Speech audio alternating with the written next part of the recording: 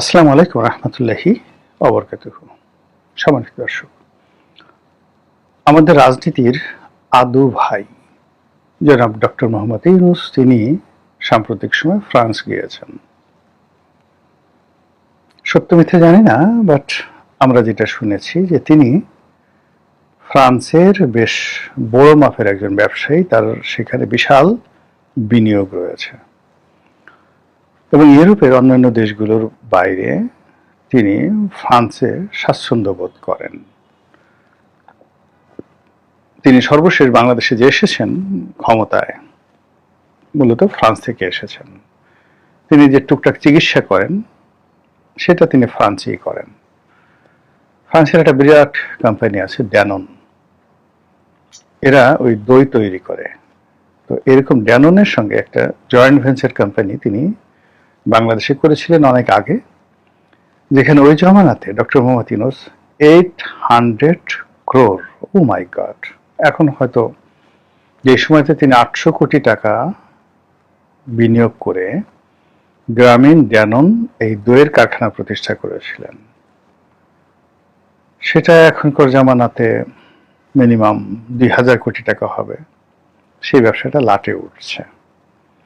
তাহলে চিন্তা করুন যে একটা মানুষ কি পরিমাণ ধনসম্পদের মালিক হলে একটা সিঙ্গেল প্রজেক্টে 800 কোটি টাকা বিনিয়োগ করতে পারে।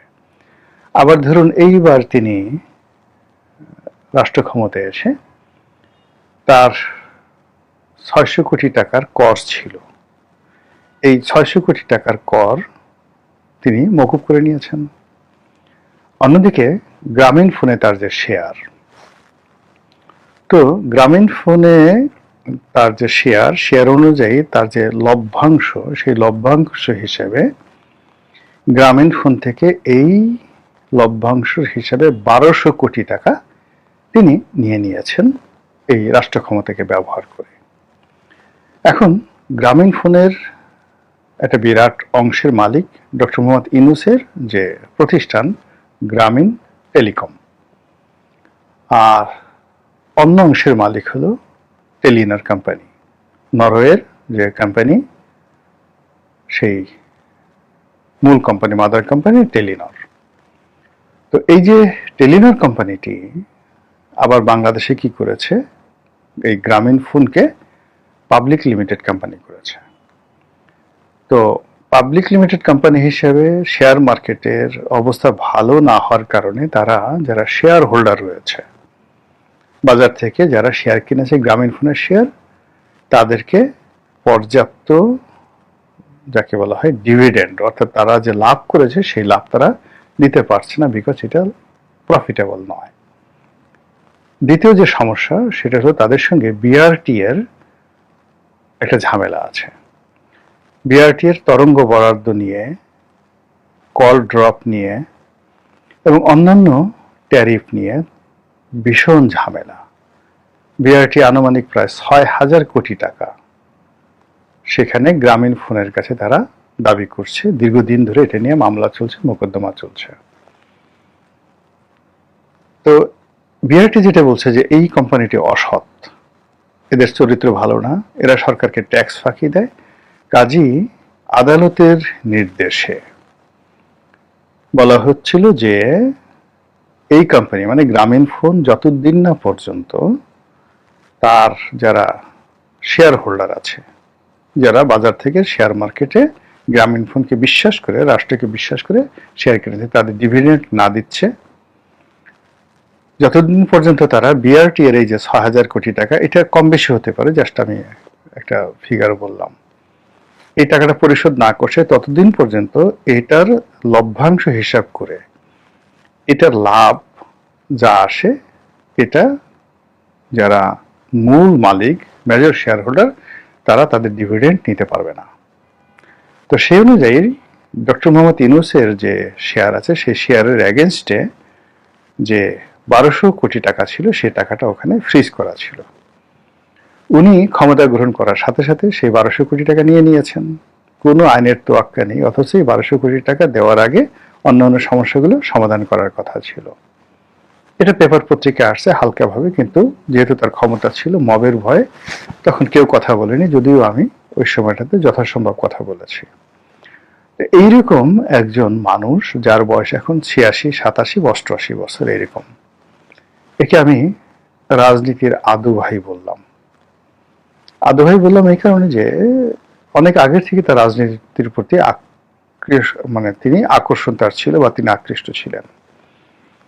কিন্তু রাজনীতি করতে যে মেরুদণ্ড লাগে, যে বিরাট একটা যাকে বলে আত্মা লাগে, বিনিয়োগ করা লাগে, নিজের মানে প্লেটের খাবার নেতাকর্মীদের প্লেটে তুলে দিতে হয়, এরকম আত্মা ওনার কখনো ছিল না, এখনো নাই, কিন্তু তারপর তিনি হতে চাইতেন।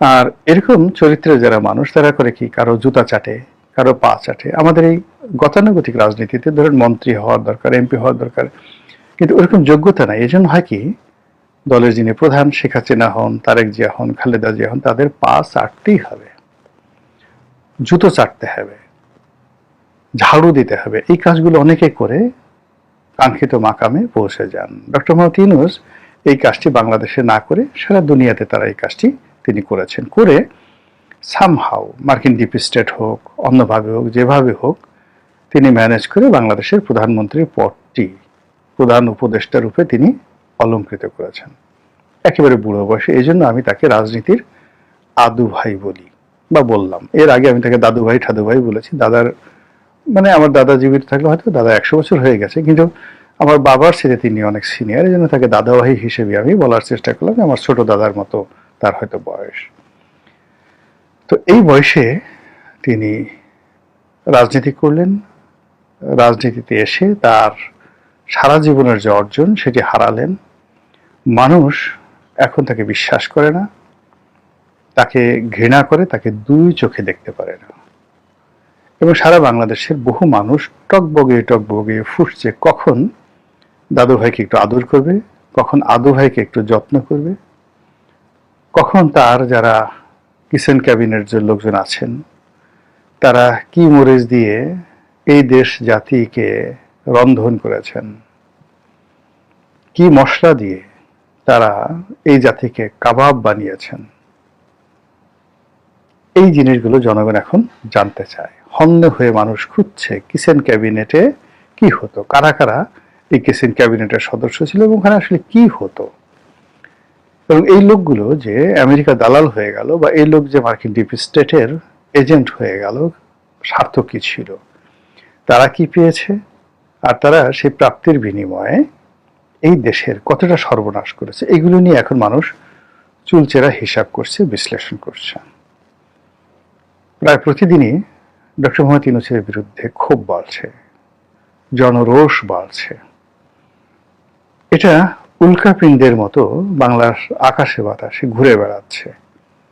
মানুষের রাগ, উল্কা যেভাবে প্রবল বেগে বায়ুর যে স্তর রয়েছে, স্তর ভেদ করে এসে জ্বালিয়ে পুড়ে ছারখার করে দেয় সবকিছু, ওইরকম মানুষের রাগ উল্কার গতিতে ছুটছে, সারা বাংলাদেশে ছুটছে।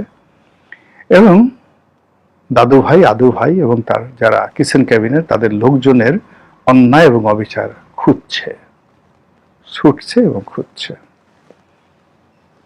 তার বিরুদ্ধে মামলা করার জন্য একাধিক আবেদন নিবেদন করা হয়েছে। তারপর মিছিল হয়েছে, মিটিং হয়েছে এবং হচ্ছে। সরকার আপাতত তাকে প্রোটেকশন দিচ্ছে, প্রাণান্ত চেষ্টা করছে, কিন্তু সরকার আসলে কতদিন এটা দিতে পারবে? এর কারণ হলো সরকারেরও একটা লিমিটেশন আছে, আর সরকারের সমস্যাগুলো কিন্তু ডে বাই ডে বাড়ছে।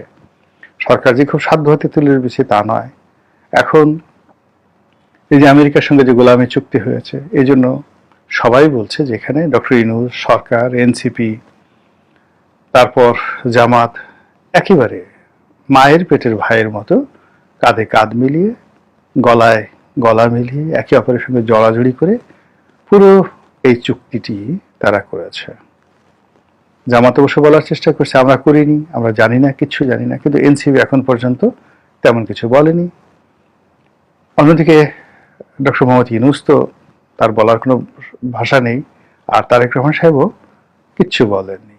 এবং যতই দিন যাচ্ছে তত বিএনপির বিরুদ্ধে এই চুক্তি করা, এই চুক্তি করে ক্ষমতায় আসা, এই চুক্তি বাস্তবায়নের মাধ্যমে দেশের 12টা বাজানো নিয়ে মানুষ বিতর্ক করছে। এই বিতর্ক থাকবে না, এই বিতর্ক একসময় বিক্ষোভে পরিণত হবে। এবং এই যে বিএনপি, তার বাইরে যে রাজনৈতিক দলগুলো রয়েছে, অর্থাৎ যারা গৃহপালিত বিরোধী দল, জাতীয় পার্টির মতো গৃহপালিত বিরোধী দল হিসেবে আছে, যারা আমিদের সঙ্গে মামু হিসেবে আছে তারা, এবং ওই যে সরকারের মধ্যে যারা ইনু, মেনন, তারপরে আরেকজন ছিল কি বড়ুয়া, বিভিন্ন লোকজন, শেখ হাসিনার যারা লেসপেন্সার ছিলেন, এরকম বিএনপিরও বেশ কিছু লেসপেন্সার জুটে গেছে, যারা নামকাওয়াস্তে বিরোধী দল কিন্তু সরকারের অংশীদার। তারা নামকাওয়াস্তে বিরোধী দল কিন্তু বিএনপির যারা সবচেয়ে চাটুকার, সবচেয়ে দালাল, সবচেয়ে অথর্ব, সবচেয়ে অপদার্থ, সেই অপদার্থদের জুতো চাটার জন্য, সেই অপদার্থদের জুতো চেটে নিজেদের গদি রক্ষা করার জন্য এই ইনু এবং মেননের যে পচা ভার্সন, এই পচা ভার্সন বিএনপির মধ্যে ঢুকে গেছে। এরাও এই আমেরিকার এই চুক্তির পার্ট। ফলে কি হলো, মার্কিন এই চুক্তি নিয়ে প্রবল ঘৃণা ছড়িয়ে যাচ্ছে, প্রবল ক্ষোভ তৈরি হচ্ছে, টকবগিয়ে ফুটছে এবং বিক্ষোভে ফেটে পড়ার জন্য তারা প্রস্তুত হচ্ছে। আর বিএনপির যারা প্রতিপক্ষ ঠিক এটা নিয়ে খেলাধুলার চেষ্টা করছে। ফলে এখন বিএনপি তার সঙ্গে সঙ্গে যারা মানে গৃহপালিত বিরোধী দল আছে, যারা বিভিন্ন নাটক করছে, সিনেমা করছে, বিভিন্ন রকম পরিবেশ পরিস্থিতি তৈরি করছে, সবাই আজ হোল মনে হচ্ছে তারা ইউনূসের ডান হাত, ইউনূসের বাম হাত, ইউনূসের মস্তিষ্ক, ইউনূসের পেট, মানে ইউনূসের পার্টস অফ স্পিচ আছে না, নাউন, প্রোনাউন, অ্যাডজেক্টিভ, তদ্রূপ ডক্টর মোহাম্মদ ইউনূসের নাউন, প্রোনাউন, অ্যাডজেক্টিভ রূপে, প্রিপোজিশন, কনজাংশন, ইন্টারজেকশন রূপে তারা, যারা এই মুহূর্তে বাংলাদেশের রাজনীতিতে আছেন, সবাই অ্যাজ এ হোল, সবাই মিলে এখন সেই ইউনূসের মতোই, ইউনূসকে নিয়ে যেভাবে মানুষ ঘৃণা প্রকাশ করছে, সেইভাবেই তার প্রতি ঘৃণা প্রদর্শন করা হচ্ছে। আর এরই প্রেক্ষিতে জনাব আদু ভাই তিনি ফ্রান্সে গেলেন। এখন ফ্রান্স থেকে তিনি কি আবার ফিরে আসবেন? যদি আসেন, ধরে নেবেন তিনি শক্তিশালী হয়ে আসবেন।